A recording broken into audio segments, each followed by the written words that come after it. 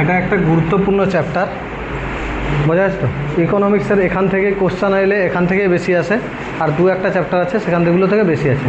ভালো করে বোঝো, হ্যাঁ, ভালো করে ক্লাস বোঝো। ইকোনমিক্সেও বলছি কারো কোনো প্রবলেম থাকবে না, ক্লিয়ার হয়েছে তো। যেমন বাকি সাবজেক্টগুলোরও নেই, ইকোনমিক্সেরও কিছু থাকবে না।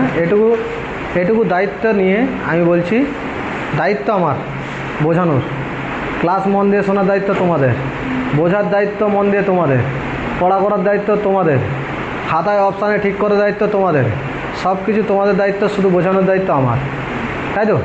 আমি আমার দিক থেকে 100% দিচ্ছি, তোমাদের দিক থেকে 200% যেন ট্রাই থাকে, তবেই তৈরি হবে, রেজাল্ট তৈরি হবে, আদারওয়াইজ কিছু তৈরি হবে না, বোঝা গেছে তো। আমি বোঝানোর দিক থেকে আমি আমার যতটা আছে আমি দিয়ে দিচ্ছি, নিংড়ে দিচ্ছি। এবারে বাকিটা তোমরা না করলে কিছু করার নেই, বোঝা গেছে তো বাবু। হ্যাঁ, চলে যাই, ক্লাসে চলি, চলো। পরিকল্পনা কমিশন। পরিকল্পনা কমিশন কি? একটা দেশের অর্থনীতি, তোমাদের বাড়িতে দেখবে, তোমাদের বাড়িতে তোমাদের যারা বাড়ির কর্তা হয় তারা কি করে? শেষ পর্যন্ত শোনা যাচ্ছে আমার আওয়াজ? হ্যাঁ, বাড়ির কর্তা কি করে? একটা প্ল্যান করে তো, হ্যাঁ, প্রতি মাসে তাকে একটা প্ল্যান করতে, প্রতি বছর তাকে একটা প্ল্যান করতে হয়। এবছর কোনো জায়গায় কোনো বড় কিছু কাজ করবে, বড় কিছু কাজ কোনো প্ল্যান ছাড়া হয়? হ্যাঁ, তোমার বাড়িতেও দেখবে তোমার বাবা বসে, তোমার বাবা মা সবাই বসে, তোমাদেরকে তো যুক্তও করেনি। যদি বলো যে কী ব্যাপারে আলোচনা হচ্ছে, একটু যে কথা শুনি, তো যা পড়বি যা, এখনও বাচ্চা ছেলে আছে, চুপচাপ পড়বি যা, বলে দেয় তো। হ্যাঁ হ্যাঁ, তা প্ল্যান একটা তৈরি করতে হয়। কী তৈরি করতে হয়? একটা প্ল্যান তৈরি করতে হয়। দেশের ক্ষেত্রে দেশের অর্থনীতির ক্ষেত্রে একটা প্ল্যানের প্রয়োজন। দেশের ক্ষেত্রে কী হয়, আগামী 5 বছরে কী প্ল্যান হবে সেটা তৈরি করা হয়। আর তোমাদের নিজেদেরও তোমাদেরও কী উচিত, তোমাদেরও প্রত্যেকের উচিত একটা কি, বিগত 5 বছর আমার কী প্ল্যান থাকবে, আমি কোন প্ল্যানে হাঁটবো, বিগত 5 বছরের প্ল্যান, তাই তো। আমি 5 বছরের প্ল্যান করে রেখে দিয়েছি, আমাকে কত বছরের মধ্যে চাকরি পেতে হবে, কত বছরের মধ্যে আমাকে বিয়ে শাদী করতে হবে, কত বছরের মধ্যে সব কিছু কাজকর্ম করতে হবে, ঘরবাড়ি কত বছরের মধ্যে করতে হবে, কবে হচ্ছে 4 হুইলার কিনতে হবে, কবে 2 হুইলার কিনতে হবে, কবে প্রাইভেট জেট কিনতে হবে, সব কিছু পরিকল্পনা করে রেখে দেওয়া উচিত। আর না কেনার কি আছে, কেউ না কেউ কিনছে তো, কিনছে কোথা থেকে? হ্যাঁ, নিজের উপর বিশ্বাস আর ভরসা রেখেছিল, আর কিছুই নয়। তুমিও পারো, তোমাদের মধ্যেও আছে, তুমিও পারবে, শুধুমাত্র তোমাদেরকে জাগানোর লোক নেই, বোঝা যাচ্ছে তো। তোমরাও পারবে। আরে পারবে না কোনো দিনও হয় নাকি? তোমরা এক একজনের মধ্যে এক একটা হচ্ছে পরমাণু বোমা, পারবে না এরকম কোনো জিনিস আছে নাকি? তোমরা চেষ্টা করো না, ব্যাপারটা এখানে, বোঝা যাচ্ছে তো। চেষ্টা করলে সব কিছুই হবে। আমি যদি ভাবতাম আমি পড়াতে পারবো, জীবনে এখানে দাঁড়াতাম? তো পারবো না ভাবছো কেন? ট্রাই তো করো। হ্যাঁ, চেষ্টা করে বিফল হলে তুমি সবার কাছে হয়তো দোষী হয়ে যাবে, কিন্তু নিজের কাছে সবসময় থাকবে যে কিছু না কিছু শিখেছি, তাই তো। সব কিছু জিনিস শিক্ষা দেয়, বহুত কিছু জিনিস আছে জীবনে, হচ্ছে বহুত কিছু শিক্ষা দিয়ে যাবে, যেটা কোনো বইয়ের পুস্তকের পাতায় লেখা থাকবে না, বোঝা গেছে তো।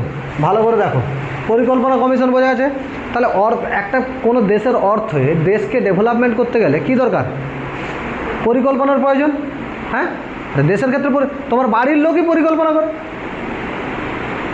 তুমি একটা কথা বলে দেবে, আমাকে একটা হচ্ছে 4 চাকা লাগবে, আমার জেপি স্যারের ক্লাস যেতে অসুবিধা হয়, স্যার শুধু বলে 9:30টায় যেতে, আমরা 10টা, 10:30, 11টা বাজিয়ে দিই, তাই তো। হ্যাঁ, বাড়ির লোক কি পরিকল্পনা করবে? পরিকল্পনা করবে তো, হবে, একদিন না একদিন হবে। আরে একদিনে হবে না, কিন্তু একদিন হবে, তাই তো। কোনো অসুবিধা নেই, ট্রাই করে যাও। চেষ্টা করলে কোনো অসুবিধা নেই, চেষ্টার থেকে আর বেশি কিছু জিনিস নেই, বোঝা আছে তো। এটা ক্লিয়ার হয়েছে না হয়নি? হ্যাঁ, তার মানে কোনো না কোনো পরিকল্পনা থাকবে। তাহলে ভারতের অর্থনীতির ক্ষেত্রে কোনো না কোনো পরিকল্পনা রয়েছে। একটা টাকা খরচ করবে, কোথায় খরচ করবে, কীভাবে খরচ করবে, তার কি পরিকল্পনা থাকবে তো। হ্যাঁ, না পরিকল্পনা করে কোনো কিছু হয়? না পরিকল্পনা করে কোনো কিছু হবে না, বোঝা যাচ্ছে তো। এই পরিকল্পনার জন্য ভারতবর্ষে পরিকল্পনা অলরেডি স্বাধীনতার আগে থেকেই শুরু হয়ে গেছিলো। পরিকল্পনা কবে থেকে শুরু হয়েছিল? স্বাধীনতার আগে থেকে ভারতবর্ষে পরিকল্পনা শুরু হয়েছে 1934 সালে। কত সালে? 1934 সালে। এম বিশ্বেশ্বরায়া, এম বিশ্বেশ্বরায়া, বানানের দিকে কেউ যাবেনি, হ্যাঁ। এম বিশ্বেশ্বরায়া 1934 সালে তার একটা পুস্তক লিখেছিল প্ল্যান্ড ইকোনমি ফর ইন্ডিয়া। পুস্তকের নাম কি? প্ল্যান্ড ইকোনমি ফর ইন্ডিয়া নামক পুস্তক লিখেছিল। কি পুস্তক লিখেছিল? Planned economy for India. এই পুস্তকে বলা ছিল ভারতবর্ষের ন্যাশনাল আয়, রাষ্ট্রীয় আয় বাড়াতে হবে, দ্বিগুণ করতে হবে। ভারতবর্ষের কী বাড়াতে হবে? ভারতের রাষ্ট্রীয় আয় বা ন্যাশনাল ইনকাম দ্বিগুণ করার কথা বলা হয়েছিল। কী বলা হয়েছিল? ন্যাশনাল ইনকাম দ্বিগুণ করার কথা বলা হয়েছে। দেখছো তাহলে 1934 সাল থেকে চলছে, তাই তো। 1944-45 সালে এসে 1944-45 সালে এসে 8 জন ইন্ডাস্ট্রিয়ালিস্ট, বড় বড় উদ্যোগপতি বলা হয়, তাই তো। 8 জন কি বড় বড় উদ্যোগপতি, 8 জন বড় বড় উদ্যোগপতি বলেছিল যে হচ্ছে ভারতের ন্যাশনাল ইনকাম দ্বিগুণ করার কথা বলেনি, সেখানে বলছে প্রতি ব্যক্তি আয় হচ্ছে কী করতে হবে? দ্বিগুণ করতে হবে। তো প্রতি ব্যক্তি আয় দ্বিগুণ করার কথা কে বলেছিল? হ্যাঁ। আর এম বিশ্বেশ্বরাইয়া কী বলেছিল? হ্যাঁ, ন্যাশনাল ইনকাম দ্বিগুণ করার কথা। প্রতি ব্যক্তি আয়, হ্যাঁ, প্রতি ব্যক্তি আয় দ্বিগুণ করার কথা কে বলেছিল? 8 জন ইন্ডাস্ট্রিয়ালিস্ট। আর ন্যাশনাল ইনকাম বৃদ্ধির কথা, দ্বিগুণ করার কথা এম বিশ্বেশ্বরাইয়া। বোঝা গেছে তো? হ্যাঁ। 1950 সালে কেসি নিয়োগী, কেসি নিয়োগী কত সালে? 1950 সালে বলেছিল কেসি নিয়োগী এনেছিল সর্বোদয় পরিকল্পনা, অর্থাৎ সবাইকে সাথে নিয়ে চলতে হবে। সবাইকে কী করতে হবে? সাথে নিয়ে চলতে হবে। সর্বোদয় পরিকল্পনা কে বলেছিল? সর্বোদয় পরিকল্পনা কেসি নিয়োগী। কত সালে? 1944-45-এ। প্রতি ব্যক্তি আয় দ্বিগুণ করার কথা কে বলেছিল? 8 জন ইন্ডাস্ট্রিয়ালিস্ট। ন্যাশনাল ইনকাম দ্বিগুণ করার কথা কে বলেছিল? এম বিশ্বেশ্বরাইয়া 1934 সালে। এম বিশ্বেশ্বরাইয়া কত সালে? 1934 সালে। বোঝা গেছে তো? কত সালে? 1934 সালে। বোঝা গেছে না যায়নি? হ্যাঁ, ক্লিয়ার হয়েছে তো? একদম ক্লিয়ার, কোনো ডাউট নেই। এরপরে 15ই মার্চ 1950 সালে। কতই মার্চ? 15ই মার্চ 1950 সালে। কত তারিখ? 15ই মার্চ 1950 সালে। 15ই মার্চ কত? 1950 সাল, তাই তো। একটু কারেকশন করে নেয়, ওটা কেসি নিয়োগী নয়। 1950 সালে জয়প্রকাশ নারায়ণ বলেছিল সর্বোদয় পরিকল্পনার কথা। বোঝা গেছে তো? 1950 সালে কে বলেছিল? জয়প্রকাশ নারায়ণ। 1950 সালে জয়প্রকাশ নারায়ণ, নোটে দেওয়া আছে। এখানে আমি ভুল বলেছি, লিখতে হয়নি বাবা, নোটে দেওয়া আছে, এখানে ভুল বলে দিয়েছি, তাই তো। 15ই মার্চ 1950 সালে কেসি নিয়োগী গেছে। কে? কেসি নিয়োগী। দুটো নাম উল্টাপাল্টা করে দিয়েছিলাম। 1950 সালে কে বলেছে? জয়প্রকাশ নারায়ণ সর্বোদয় প্রকল্প আনছে। আর 15ই মার্চ 1950 সালে কেসি নিয়োগী ইউএসএসআর চলে গেছে। কোথায় গেছে? ইউএসএসআর চলে গেছে। কোথায় চলে গেছে? ইউএসএসআর চলে গেছে। বোঝা গেছে তো? কত সালে? 1950 সালে। কত তারিখ? 15ই মার্চ 1950 সালে কেসি নিয়োগী কোথায় চলে গেছে? ইউএসএসআর। বর্তমান সেটা কি? রাশিয়া। বর্তমানে কি? রাশিয়া। ইউএসএসআরে চলে গেছে এবং সেখানে গিয়ে সেখান থেকে এনেছে যোজনা এনেছে। কি এনেছে? যোজনা এনেছে। সেখান থেকে কি এনেছে? যোজনা নিয়ে এসছে। সেখান থেকে কি নিয়ে এসছে? যোজনা নিয়ে এসছে। বোঝা গেছে তো? ক্লিয়ার হয়েছে না হয়নি? কী নিয়ে এসছে? যোজনা নিয়ে এসছে। এই যোজনা নিয়ে এসে এখানে একটা গঠন করেছে যোজনা কমিশন। এখানে কি গঠন করেছে? যোজনা কমিশন। কি গঠন করেছে? যোজনা কমিশন কত সালে গঠন করেছে? 15ই মার্চ 1950। এখানে থাকলে কোনো অসুবিধা নেই, এখানে লিখে দিলাম, তাই তো?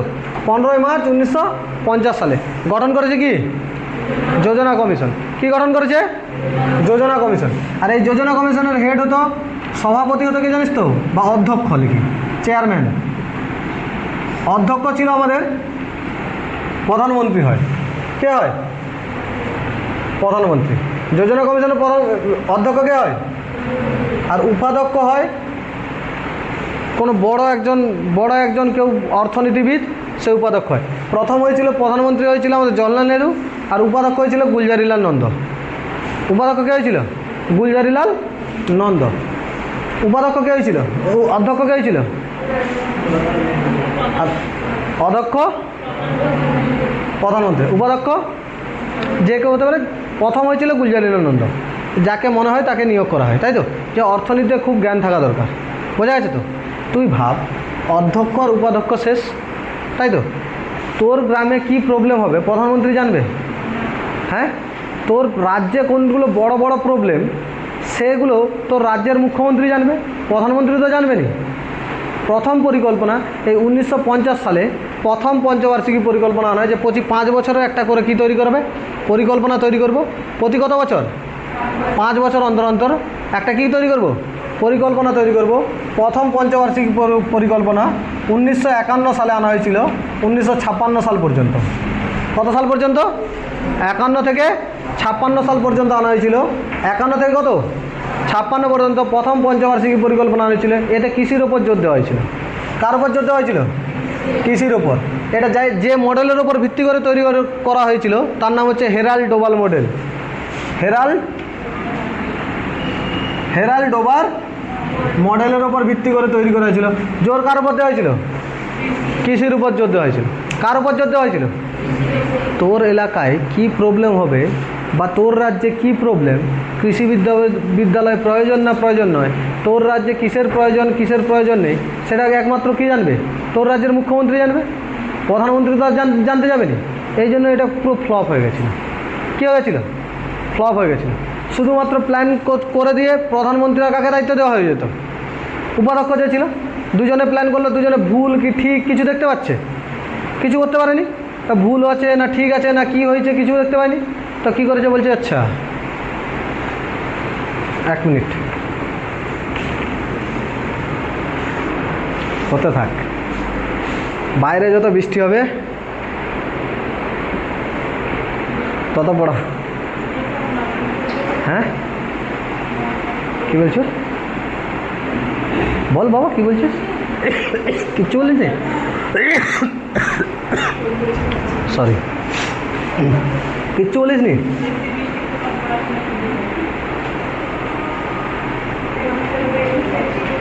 কী হয়েছে?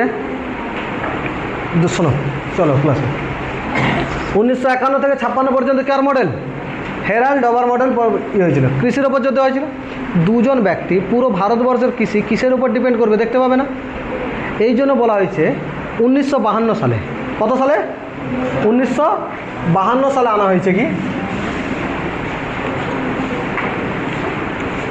1952 সালে আনা হয়েছে ন্যাশনাল ডেভেলপমেন্ট কাউন্সিল। কি আনা হয়েছে? ন্যাশনাল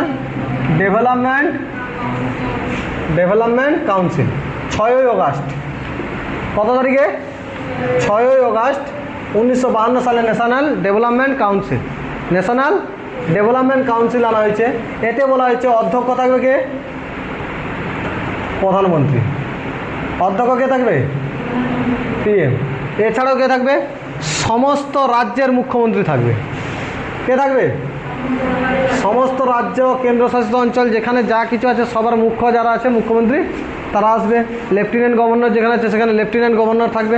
বোঝা গেছে তো? এবারে দায়িত্ব দেওয়া হয়েছে তৈরি করবে, প্ল্যান তৈরি করবে কে? Planning commission. প্ল্যান তৈরি করবে কে? Planning commission. আর অ্যাপ্রুভ করবে কার কাছে? ন্যাশনাল ডেভেলপমেন্ট কমিশনের কাছে। প্ল্যান কার কাছে দেবে? হ্যাঁ, অ্যাপ্রুভ কার কাছে করাবে? হ্যাঁ, তোমাদেরও একটা টাইম আসবে সর্বোচ্চ অ্যাপ্রুভ তোমার কাছেই করাবে। চাকরি বাকরি পেয়ে গেলে তোমাকে অনেক কিছু ছবি দেখাবে, হ্যাঁ, which one of the following is correct, কারণ ইজ দ্য বেস্ট। তো ছবি দেখাবে, সেখানে একটা অপশান দেওয়া থাকবে, নান অফ দিস বা নান অফ দ্য অ্যাভাব। বোঝা গেছে তো? কী থাকবে? নান অফ দ্য অ্যাভাব থাকবে। সেটা তখনই থাকবে যখন কী হবে, পরীক্ষার 4টা অপশানের যেটা সঠিক অপশান সেই অপশানে গোল করে আসতে পারবে। ওখানে 4টে অপশান, যদি 4টে অপশানের মধ্যে যদি ভুল হয়, ওখানে যে 4টে অপশান দেওয়া থাকবে সেই 4টে অপশানের সঠিক অপশানে ওখানে গোল করে এলে তোমার লাইফের অপশান বাড়তে থাকবে। বোঝা গেছে তো? এবং শেষে অপশান দেওয়া থাকবে নান অফ দিস বা নান অফ দ্য অ্যাভাব। আর ওখানের অপশান যদি ভুল করে আসো, এখানে লাইফের অপশান আস্তে আস্তে ছাঁটাই হবে। দুজন দেখা নেবে, which of the following is correct, a or B. সেখানে কোনো সি ডি অপশান থাকবে না, আর দুটোর মধ্যে একটাকে পছন্দ করতেই হবে। বোঝা গেছে তো? হ্যাঁ, তো জীবনের অপশান তখনই বাড়বে পরীক্ষার অপশানে যদি ঠিকঠাক জায়গায় গোল করে আসে। ক্লিয়ার হয়েছে না হয়নি? একদম ক্লিয়ার? কোনো ডাউট আছে? No doubt. চলো, বোঝা গেছে তো? এটা কী করেছিল? অ্যাপ্রুভ কোথায় আসবে? হ্যাঁ, তোমাদের যেরকম ফাইনাল অ্যাপ্রুভাল, তোমাদের দেখো সব কিছু হয়ে গেল, মাঝখানে কে আসে? ওটা কী বলে রে, ঘটক। মাঝখানে ঘটক আছে, ঘটক অনেক চিত্র নিয়ে আসে, আর অনেক চিত্র নিয়ে আসে তো। হ্যাঁ, যতক্ষণ না তোমার বাড়ির রাজি হয়ে গেলো, সব রাজি হয়ে গেলো, ফাইনাল অ্যাপ্রুভাল কে দিবে? তুমি। ফাইনাল অ্যাপ্রুভাল কে দিবে? আরে তুমিই তো ফাইনাল অ্যাপ্রুভাল দিবে, আদারওয়াইজ কে দিবে? ফাইনাল অ্যাপ্রুভাল তোমাকে দিতে হবে। সেরকমই যোজনা করে তৈরি, তোমার বাড়ির লোক তোমার জন্য কি করে চাকরি বাকরি পেয়ে গেলে, এবারে বলে বাবা যে আসবে তার হাতে রান্না করে খাওয়া, বলে না?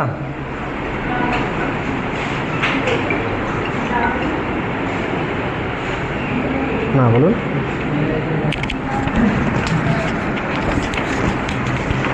কথা বলুন, বেশিক্ষণ কথা বলবেন? হ্যাঁ বলুন, কোনো অসুবিধা নেই।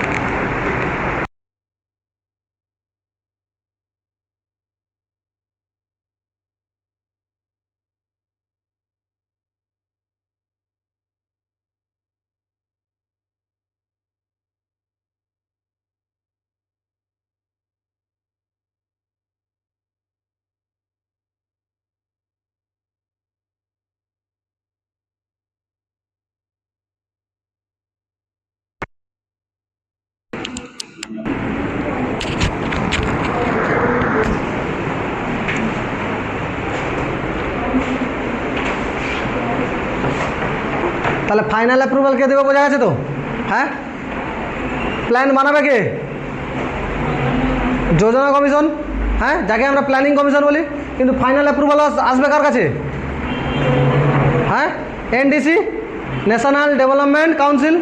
একে এনডিসি বলা হয়, ন্যাশনাল ডেভেলপমেন্ট কাউন্সিল। একে আমরা কি বলি? এনডিসি। বোঝা গেছে তো? কার কাছে আসবে? এনডিসির কাছে আসবে। অর্থাৎ 1 বছর পরে বুঝতে পারছে যে পারমিশন প্রয়োজন।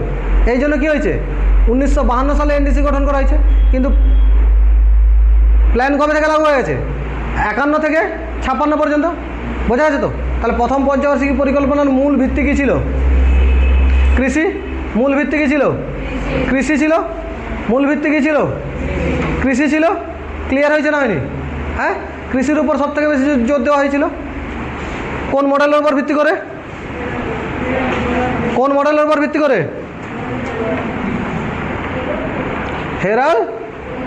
হেরাল্ড ডোভাল মডেলের ক্ষেত্রে ভিত্তি করে, তাই তো? 1951 থেকে কত? 1956 ফার্স্ট। সেকেন্ড হয়েছিল 1956 থেকে 1961। এটা পিসি মহালনবিশ মডেলের উপর ভিত্তি করে তৈরি করা হয়েছিল। এটা কোন মডেলের উপর ভিত্তি করে তৈরি করা হয়েছিল? পিসি মহালনবিশ মডেলের উপর ভিত্তি করে তৈরি করা হয়েছিল। প্রথমটা কার উপর ভিত্তি করে তৈরি করা হয়েছিল? Herald Dover. দ্বিতীয়টা পিসি মহালনবিশের মডেলের উপর ভিত্তি করে তৈরি করেছিল। এই সময় ভারী শিল্পের উপর জোর দেওয়া হয়েছিল। কার উপর? কৃষি তো ছিলই, সাথে ভারী শিল্পের উপর জোর দেওয়া হয়েছিল। কোন শিল্পের উপর জোর দেওয়া হয়েছিল? ভারী শিল্পের উপর জোর দেওয়া হয়েছিল। এছাড়াও এমএসএমইর উপর জোর দেওয়া হয়েছিল। কার উপর? MSME, medium small and micro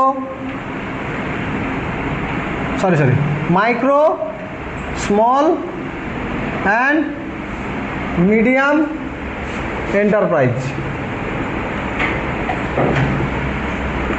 বোঝা যাচ্ছে তো?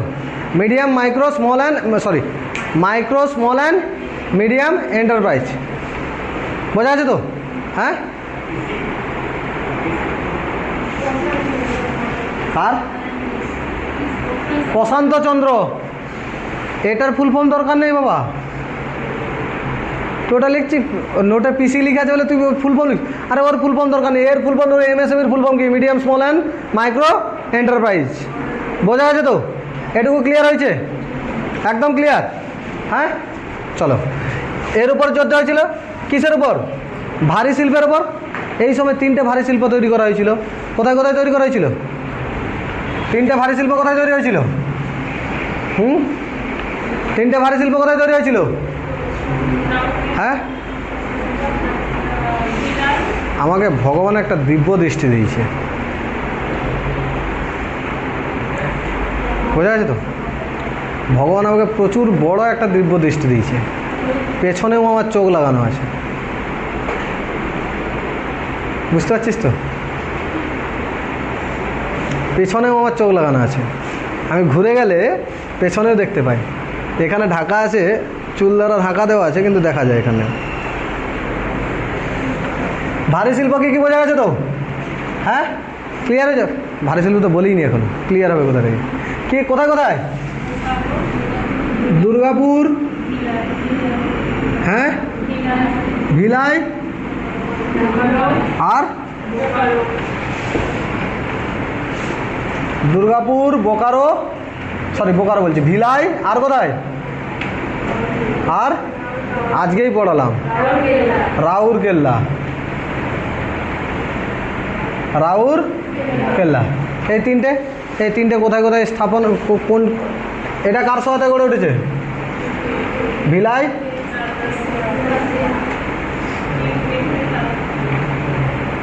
আর রাউরকেল্লা ইউকে। ভিলাই বলছি। বোকারো হচ্ছে জার্মানির সহায়তায়। বোকারো কার সহায়তায়? জার্মানির সহায়তায় গড়ে উঠেছিল, তাই তো? তৃতীয় পঞ্চবার্ষিকী পরিকল্পনা।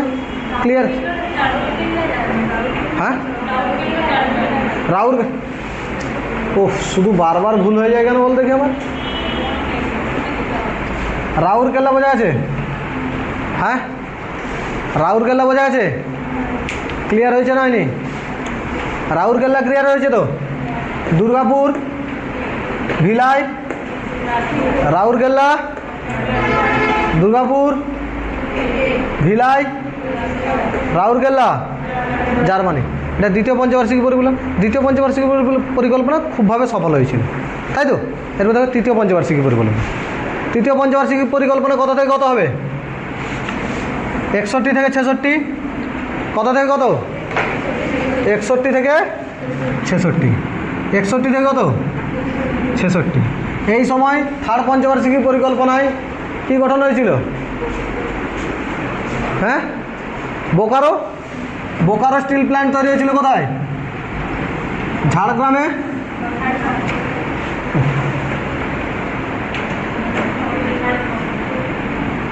ঝাড়গ্রাম না ঝাড়খণ্ড? হ্যাঁ, ঝাড়গ্রাম আর ঝাড়খণ্ড প্রচুর ভুলে যায় আমার, এটা একটু খেয়াল রাখবি। ঝাড়খণ্ড বলতে চাইছি, বোঝা যাচ্ছে তো? এটা কোথায়? ঝাড়খণ্ডে। এটা কোথায় রয়েছে? ঝাড়খণ্ডে। কোথায় রয়েছে? ঝাড়খণ্ডে। ক্লিয়ার হয়েছে না হয়নি? হ্যাঁ, এই তৃতীয় পঞ্চবার্ষিকী পরিকল্পনার সময়, এই তৃতীয় পঞ্চবার্ষিকী পরিকল্পনায় এমএসএমইর উপর জোর দেওয়া হয়েছিল, কৃষির ওপর জোর দেওয়া হয়েছিল, সাথে সাথে কার উপর জোর দেওয়া হয়েছিল? সাথে সাথে শিল্পের উপরে জোর দেওয়া হয়েছিল, তাই তো? এই সময় এর ঠিক লাস্টের দিকে, তৃতীয় পঞ্চবার্ষিকী পরিকল্পনার শেষের সময় ভারতবর্ষে আনা হয়েছিল সবুজ বিপ্লব। কী এসেছিল? সবুজ বিপ্লব। কোন বিপ্লব এসেছিল? সবুজ বিপ্লব। সবুজ বিপ্লবের জনককে? MS স্বামীনাথন। MS কে? স্বামীনাথন। সবুজ বিপ্লবের জনক কে? MS স্বামীনাথন। সবুজ বিপ্লব শুরু হয়েছিল, তাই তো? MS স্বামীনাথন। বোঝা যাচ্ছে তো? MS কি? স্বামীনাথন। এর হেডকোয়ার্টার করা হয়েছিল শামলি, ইউপির শামলিতে। কিন্তু সফল হয়েছিল কোথায়? পাঞ্জাবে। সব থেকে বেশি সফল হয়েছিল গম চাষের ক্ষেত্রে। সব থেকে বেশি কোন চাষের ক্ষেত্রে সফল হয়েছিল? গম। ধানে সব থেকে কম সফল হয়েছিল। গমে সব থেকে কী হয়েছিল? সফল হয়েছিল। ধানে কী হয়েছিল? কম সফল হয়েছিল। বোঝা গেছে তো? হ্যাঁ, এখানে ব্যবহার করেছিল হাই ইয়েল্ড ভ্যারাইটি বীজ। High yield variety. High yield কি? ভ্যারাইটি। অর্থাৎ হাই ইয়েল্ড মানে কি? হাই ইয়েল্ড মানে কি? বীজ, ভ্যারাইটি বিভিন্নতা। অর্থাৎ উন্নত মানের বীজ ফলনশীলের ক্ষেত্রে চাষ করানো, উন্নত মানের বীজ চাষ করানো হয়েছিল, তাই তো? কী চাষ করা হয়েছিল? উন্নত মানের বীজ চাষ করা হয়েছিল যাতে ফসল আরও বেশি হয়। High yield variety. পরীক্ষায় কোশ্চেন আছে HYV কিসের সঙ্গে সম্পর্কিত? অপশান একে থাকে ভাইরাস। অপশান এতে কী থাকবে? ভাইরাস। সেটা হচ্ছে HIV। আর এটা কি? HYV। আর এটা কি? দুটোর মধ্যে অনেক পার্থক্য আছে তো। হ্যাঁ, তাহলে এটা পরীক্ষায় ভালো করে খেয়াল রাখবে। হাই ইয়েল্ড ভ্যারাইটি ব্যবহার করা হয়। আর দেখো, এটা তো ভারতবর্ষে হয়েছে। বিশ্বেও সবুজ বিপ্লব হয়েছে। বিশ্বের সবুজ বিপ্লবের জনক কে? Norman Borlaug. বিশ্বের ক্ষেত্রে নরমান বোরলগ। আর এই সবুজ বিপ্লব টার্ম বা ওয়ার্ডটা দিয়েছিল হচ্ছে উইলিয়াম গার্ড। সবুজ বিপ্লব টার্মটা কে দিয়েছিল? শব্দ উইলিয়াম গার্ড। ভারতের সবুজ বিপ্লবের জনক। হ্যাঁ, এটা তো প্রথম চরণ হয়েছিল। দ্বিতীয় চরণের ক্ষেত্রে দ্বিতীয়বার হয়েছিল। সেটা জেনেটিক্যালি মডিফাই করা হয়েছিল, তাই তো? GM করা হয়েছিল, জেনেটিক্যালি মডিফাইড করা হয়েছিল। এই জন্য তোমরা এখন বাজারে দেখবে হাইব্রিড যা কিছু দেখো প্রায় সবগুলো কি জেনেটিক্যালি মডিফাইড। যে কী পরিবর্তন করা হয়েছে? হ্যাঁ হ্যাঁ, দেখবে আগে একটা মুরগি পাওয়া যেত। আগে একটা কী পাওয়া যেত? মুরগি ছিল, মানে দেশি মুরগি। হ্যাঁ, 3 আঙুলে খেত। ওই দেশি মুরগির ওপর বিদেশি একটা বীজ আনা হলো, এনে দেওয়া হলো দেশি মুরগির সঙ্গে দিয়ে তৈরি করা হলো ব্রয়লার ক্রস। বোঝা যাচ্ছে তো? কী তৈরি করা হলো? ব্রয়লার বা ক্রস। বোঝা যাচ্ছে তো? সেটা ছুটতে পারে। তাকে যেখানে সকালবেলা বস করে যাবে সন্ধ্যাবেলাও সেখানে থাকবে। হ্যাঁ, সেরকম অবস্থা আমারও হচ্ছে। বোঝা যাচ্ছে না? যায়নি?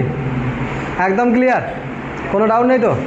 GM বলতে কি? Genetically modified. GM বলতে কি? Genetically modified. আর HYV মানে high yield variety. High yield variety. Clear হয়েছে না হয়নি? কোনো ডাউট আছে? হ্যাঁ, এনি ডাউট? No doubt? এগাবো? হ্যাঁ, আজকে তৃতীয় পঞ্চবার্ষিকী পরিকল্পনা শেষ করে দিই। হাফ রাস্তায় রাখবো না, ঠিক আছে? হ্যাঁ, এই তৃতীয় পঞ্চবার্ষিকী পরিকল্পনার কী হয়েছিল? এটা কি? তৃতীয় পঞ্চবার্ষিকী পরিকল্পনা সফল হয়নি। একে হঠাৎ করে সবুজ বিপ্লব আনতে হলো কেন? উন্নত ফলনশীলের প্রয়োজন পড়লো কেন? কিছু না কিছু তো ব্যাপার আছে। কিছু না কিছু ব্যাপার আছে তো। চলো দেখি।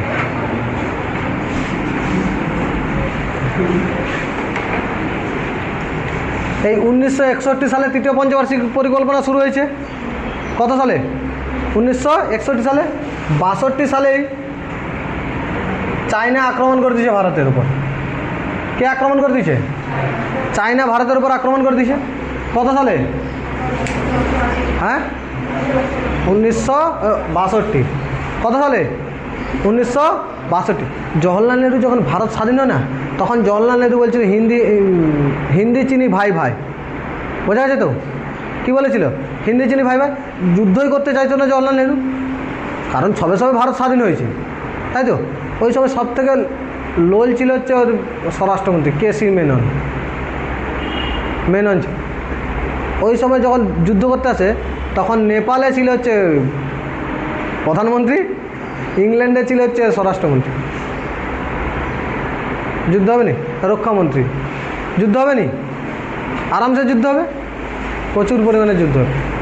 ভারতের 10% যে দখল হয়ে গেল অক্সাই চীন, এর জন্যই তো। হ্যাঁ, ওরা বলছিল আবার 50 বছর পরে আক্রমণ করবো। 50 বছর মানে কত হচ্ছে? 62 থেকে 2012, তখন চলে এসছে মনমোহন সিং। মনমোহন সিংকে লোক বলে আলাদা জিনিস। মনমোহন সিং একদিন 2012 এসছে, একদিন ঘুরতে চলেছে পরমাণু কেন্দ্রে চক্কর লাগাতে চলে গেছে। চায়না ভয় পেয়েছে, বলছি এ কী পাগলা রে, শুধু বলেছিলাম 50 বছর পরে আসবো, এ তো পুরো পরমাণু বোমা ঘুরতে চলে গেছে। বোঝা গেছে তো? তো তখনকার সময়, তার মানে একটা জিনিস এখান থেকে ভালো করে বুঝতে পারলে কি,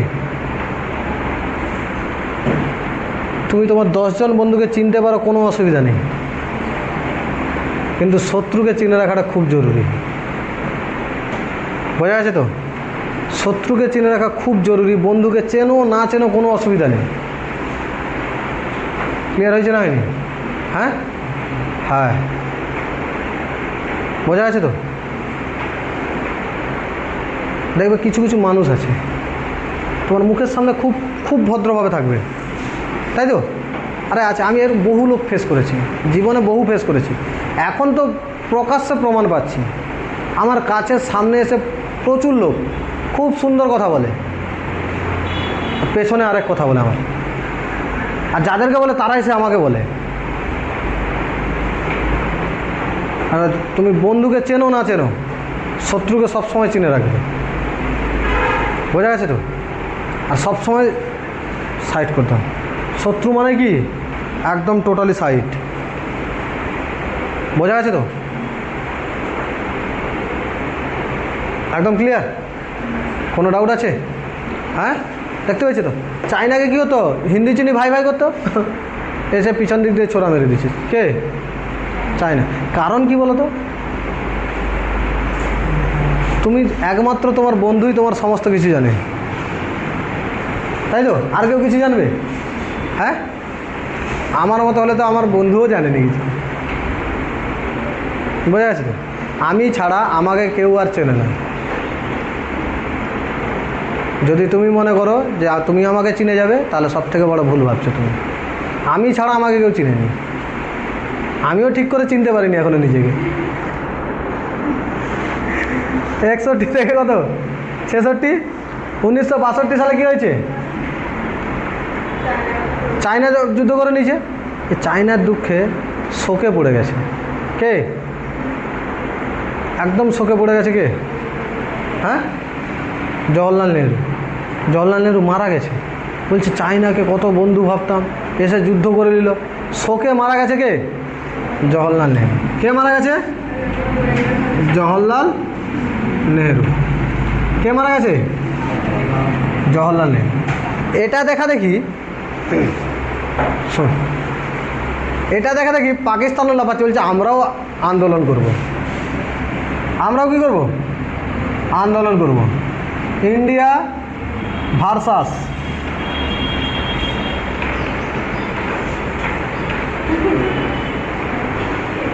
আরে পাকিস্তান। দেখতে এরকমই, পাকিস্তান প্রপার এরকমই দেখতে। যদি কারো দেখতে অসুবিধা মনে হয় তাহলে গুগলে একবার সার্চ করে নিবি, Pakistan map is follow which of the animal, which of the following animal, তাই তো? Pakistan map is like which of the following animal, দেখবি বেরিয়ে যাবে। এটা আমি বলিনি, আমি বলেছি, ম্যাপ বলেছে, তাই তো? ম্যাপ বলেছে, আমার তাতে কী করার আছে? আমি শুধুমাত্র লিখেছি, আর কিছু করিনি। তাহলে কে? ইন্ডিয়া ভার্সাস কি? কুকুরের অসম্মান করা উচিত নয়, তাই তো? আরে কুকুর অসম্মানিত হয়ে যাচ্ছে তো পাকিস্তানকে। পাকিস্তানের নাম যার সঙ্গে তুলনা করবে তাকেই অসম্মান করা হয়।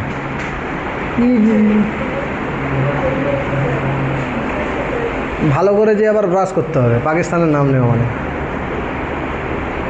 সহ্য হয় না একদম। আজকে আবার 22শে জুলাই, ন্যাশনাল ফ্ল্যাগ ডে। কোনো দিনই তো সহ্য হতো, আজকে আবার ন্যাশনাল ফ্ল্যাগ ডে। আজকে তো একদমই নয়। বোঝা গেছে তো? National flag day. আমাদের ফ্ল্যাগে কতগুলো কালার রয়েছে? 4টে কালার রয়েছে। সাদা কিসের প্রতীক? গেরুয়া? হ্যাঁ, কিসের? ত্যাগ, স্যাক্রিফাইস। সবুজ শস্য, ফসলের প্রতীক, তাই তো? হ্যাঁ, বোঝা গেছে তো? আর 24টা তোমার রয়েছে, স্পোক রয়েছে, তাই তো? 24টার কোনো না কোনো অর্থ রয়েছে, বোঝা যাচ্ছে? 24শে জুলাই আজকে ন্যাশনাল, আজকের দিনে 1947 সালে ফ্ল্যাগকে কী করা হয়েছিল? হ্যাঁ, 22শে জুলাই 1947 সালে ফ্ল্যাগকে ভারতের সংবিধানে যুক্ত করা হয়েছিল। ট্রাই কালার, যেটা তৈরি করেছিলেন পিঙ্গালি ভেঙ্কাইয়া, বোঝা যাচ্ছে তো? এই flag length is to breathe থাকে 3:2 অনুপাতে। কী অনুপাতে থাকে? 3:2 অনুপাতে। এই ফ্ল্যাগের প্রচুর বৈশিষ্ট্য রয়েছে, ফ্ল্যাগের প্রচুর বৈশিষ্ট্য রয়েছে। তো একটু ফ্ল্যাগ সম্বন্ধে বলে দিই, দিয়ে ক্লাসে আসছি, ঠিক আছে? এই ফ্ল্যাগের বৈশিষ্ট্য হচ্ছে কি বলো তো? যখন ফ্ল্যাগ যখন হচ্ছে ঝোঁকানো থাকে, অর্থাৎ ঝোঁকানো থাকবে যখন, তখন বলা হয় রাষ্ট্রীয় শোকের জন্য। রাষ্ট্রীয় শোক, কোনো মহান ব্যক্তি মারা গেছেন, রাষ্ট্রীয় শোক, তার জন্য ফ্ল্যাগকে কী করা হয়? ঝোঁকানো থাকে। আর যখন হচ্ছে ফ্ল্যাগকে উল্টো করে লাগানো থাকে, তখন হয় রাষ্ট্রীয় সংকট। তখন কী হয়ে যায়? রাষ্ট্রীয় সংকট, অর্থাৎ রাষ্ট্রের মধ্যে কোনো আপাতকাল চলে আসে, তার জন্য। কখনো কখনো ফ্ল্যাগকে সোজা একটু নিচে নামিয়ে রাখা হয়, তখন এর দ্বারা বোঝা যায় যে রাষ্ট্রপতি যে ভবনে থাকে, রাষ্ট্রপতির ফ্ল্যাগ যখন নিচে নেমে যায়, তখন বোঝায় যে রাষ্ট্রপতি ভবনে নেই। রাষ্ট্রপতি কোথায় নেই? ওই ভবনে নেই। বোঝা যাচ্ছে না? যায়নি? একদম ক্লিয়ার তো? 22শে জুলাই 1947 সালে, ক্লিয়ার হয়েছে তো? ফ্ল্যাগের আয়তন, লেন্থ আর ব্রেডথ হচ্ছে কত? দৈর্ঘ্য প্রস্থ 3:2 অনুপাতে থাকে। ক্লিয়ার হয়েছে তো? হ্যাঁ, এরপর আমরা আরও কিছু আছে, তোমাদের যখন পলিটি পড়াবো পুরো ডিটেলসে যখন সব শেষ করব, তখন লাস্টের দিকে বলবো সব, এগুলো সব লাস্টে আছে। জাতীয় সঙ্গীত আপাতকাল এলে কতক্ষণ গাইতে হয়, কত টাইম পর্যন্ত গাইতে হয়, কোথায় রয়েছে, কোন পত্রিকায় রয়েছে, কোন তত্ত্বাবধানী পত্রিকায় রয়েছে, জনগণ অধিনায়ক জয়, তাই তো? 52 সেকেন্ড গাইতে হয়। যদি আপাতকাল আসে 2 পংক্তি গেয়ে দিয়ে রেখে দেওয়া হয়, 20 সেকেন্ডেও গেয়ে রেখে দিলেও চলবে, বোঝা গেছে তো? 13তম তত্ত্বাবধানী পত্রিকার 13তম পংক্তিতে রয়েছে। এগুলো সব যা পার্ট রয়েছে সেগুলো যখন ক্লাস এগোতে থাকবে বলা হবে, বোঝা গেছে তো? 1965 সালে ভারত আর কার মধ্যে যুদ্ধ হয়েছে? পাকিস্তানের মধ্যে। এতে ভারতের ক্ষতি বেশি হয়েছে। ক্ষতি দেখ, ক্ষতি কার বেশি হবে? ক্ষতি কার বেশি হবে?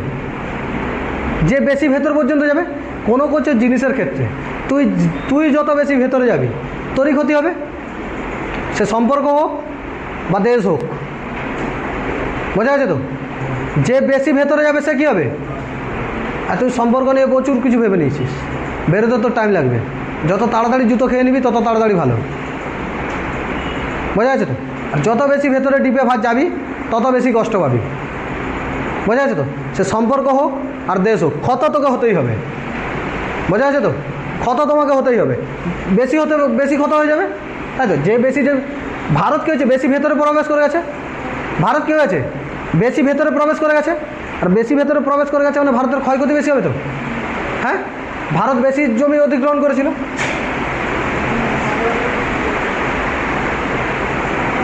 আর পাকিস্তান কী করেছিল? কম জমি অধিগ্রহণ করেছিল, তো তাদের কষ্ট কম হয়েছে। হ্যাঁ, তারা এটা নিয়ে বলে আমি জিতে গেছি। এটা নিয়ে কি বলে? আমি জিতে গেছি। তুমি এখনো জানো না?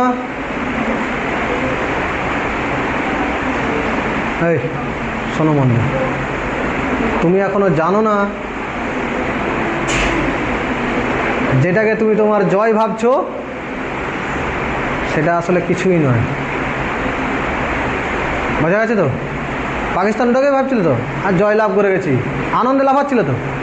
হ্যাঁ, তুমি যে জায়গায় দাঁড়িয়ে নিজেকে ভাবছো আমি সাকসেসফুল বা আমি জয়লাভ করে গেছি, ওই পারে দাঁড়িয়ে দেখবে ওই পারে কেউ না কেউ তোমার থেকে আরও সাকসেস পেয়ে বসে আছে, চুপচাপ দিয়ে হাসছে, যে বলছে বাহ, যে লাফাচ্ছে তাকে লাফাতে দাও, বোঝা গেছে তো? ভারতকে ওটাই করলো তো পাকিস্তান, বলছে লাফাচ্ছে লাফাও। 65 সালে এটা হয়েছে, এবং 65-66 সালে 1965 আর 66 সালে ভারতে খরা দেখা দেয়। ভারতে কী দেখা দেয়? এই মন দিয়ে শোনো। 65-66 সালে ভারতে কী দেখা দেয়? খরা দেখা দেয়। 65-66 সালে ভারতে কী দেখা দেয়? খরা দেখা দিয়েছিল। খরা দেখা দেওয়ার জন্য ভারতে খাবারের কোনো কিছু ছিল না। এবারে ভালো করে হয়েছে, খাওয়ারও কিছু ছিল না। বিদেশ থেকে যখন গম আনতে চাইছিল না, আমেরিকা তখন পোকা, গরু যে গম খায় সেই গম ভারতকে পাঠিয়েছিল। সেই আমেরিকার কথায় আজকে আমরা বাহবা জানাচ্ছি। হ্যাঁ, পলিসি চেঞ্জ হয়, ডিপ্লোম্যাটিক চেঞ্জ হয়, ইন্টারন্যাশনাল রিলেশান সময়ের সাথে সাথে চেঞ্জ হতে থাকে। বোঝা যাচ্ছে তো? তা বলে ভুলে গিয়ে নয়, কোনো কিছু জিনিস ভুলে গিয়ে কখনোই নয়। বোঝা গেছে তো? ক্লিয়ার হয়েছে না হয়নি? হ্যাঁ, ক্লিয়ার হয়েছে তো? এখানে আর একটা কথা বলি না, বলবো না, শুনে এটা পর। 1965 থেকে কত? 66। 1965 থেকে কত? 66। তার মানে এই আমেরিকায় কী করেছিল? ভারতকে হ্যাঁ গম পাঠিয়েছিল। সেই সময় 1965-66 সালে হয়েছে তো। তারপরে 65-66 সালে তখন ইউএসএসআরে তাসখান নামে, তখন ইউএসএসআর ভাগ হয়নি 15টা দেশে, তখন তাসখান কোথায় ছিল? ইউএসএসআরের আন্ডারে ছিল। তাসখানের চুক্তি করা হয়েছিল। তাসখান চুক্তি নামে 1966 সালে 10ই জানুয়ারি তাসখান চুক্তি করা হয়েছিল। কার সাথে? পাকিস্তানের সঙ্গে তাসখান চুক্তি করা হয়েছিল। তখন প্রধানমন্ত্রী ছিল লাল বাহাদুর শাস্ত্রী। প্রধানমন্ত্রী কে ছিল? লাল বাহাদুর শাস্ত্রী। ভোর রাতে মারা গেছে। ভোর রাতে কী হয়েছে? মারা গেছে। অবিশ্বাস্যজনক মৃত্যু হয়েছিল কার? লাল বাহাদুর শাস্ত্রী। অবিশ্বাস্য মৃত্যু হয়েছিল কার? তোরা সবাই ছাতা ফাতা নিয়ে এসছিস তো? হ্যাঁ, নিয়ে এসছিস তো? ঠিক আছে, সবাই ছাতা পাতা নিয়ে আসবি বাবা। বর্ষাকালের বাজারে ছাতা পাতা নিয়ে আসবি, কারণ এখানে হার্ডলি বড় জোর আমি একজনকে ছাতা দিতে পারবো। একটি ছাতা আমার কাছে আছে, ওটি আমি দিতে পারবো। আদারওয়াইজ আমার কাছে কিছু নেই। একজন যদি না আনুস তখনই দিতে পারবো, 2-3 জন না হলে আমি নিয়ে পালিয়ে যাবো। বোঝা গেছে তো? তাসখান চুক্তি কী হয়েছিল? লাল বাহাদুর শাস্ত্রী। লাল বাহাদুর শাস্ত্রীকে কী হয়েছিল? 10ই জানুয়ারি 1966 সালে সকালবেলা ভোর রাতে লাল বাহাদুর শাস্ত্রীর মৃত্যু ঘটেছিল। কিভাবে মারা গেছে আজ পর্যন্ত কোনো কিছুই হয়নি। আজ পর্যন্ত কোনো কিছুই পাওয়া যায়নি কিভাবে মারা গেছে। বোঝা গেছে তো? তখন সরকার যাচ্ছিল, সেই সরকারই চলছিল তাসখান চুক্তির বলে। বোঝা গেছে তো? তার মানে ভাব, 62তে লড়াই, সঙ্গে একজন প্রধানমন্ত্রীকে হারানো। 65তে ইন্ডিয়া পাকিস্তানের মধ্যে লড়াই। বোঝা যাচ্ছে তো?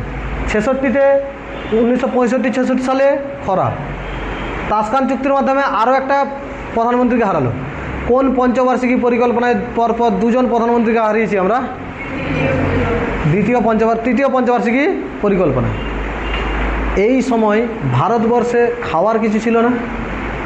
তার জন্য এস স্বামীনাথন একজন ব্যক্তি এসেছিল, যে হাই ইয়েল ভ্যারাইটি, উন্নত প্রযুক্তির বীজ প্রয়োগ করেছিল, যার ফলে খুব দ্রুত চাষবাস হবে। এই জন্য আনা হয়েছিল HYV, high Yale variety. Link হয়েছে? হ্যাঁ। আর এই সময় খাওয়ার ছিল না, খরা ছিল। কী ছিল? খরা ছিল। আর এদিকে কী ছিল? যুদ্ধ চলছে, সেনা ছিল। এই জন্য ওই সময় লাল বাহাদুর শাস্ত্রী একটা স্লোগান বলেছিল, জয় জওয়ান জয় কিষান, জয় জওয়ান জয় কিষান। আর যখন অটল বিহারী বাজপেয়ী আসছে, তখন পরমাণু বোমা তৈরি করে দিতে তার সঙ্গে যোগ করে দিচ্ছে জয় বিজ্ঞান। এগুলো মনে রাখার কোনো দরকার আছে কি? হ্যাঁ, শুধু লিঙ্ক আপ পেয়ে গেলেই হয়ে যাবে। আর তোরা সারা জীবন মুখস্থ করে যাচ্ছিস। কেন জয় জওয়ান জয় কিষান বলেছিল? একদিকে খরা, কৃষকের জন্য বলেছিল জয় কিষান, কৃষকদের মোটিভেট করার জন্য, আর সেনাদের মোটিভেট করার জন্য জয় জওয়ান। কে বলেছিল? লাল বাহাদুর শাস্ত্রী। আর এর সঙ্গে জয় বিজ্ঞান যোগ করে দিয়েছিল কে? অটল বিহারী বাজপেয়ী। কারণ পরমাণু বোমা তৈরি করেছিল, এই জন্য বিজ্ঞানও জয় করে দিয়েছিল, যে জয় বিজ্ঞান।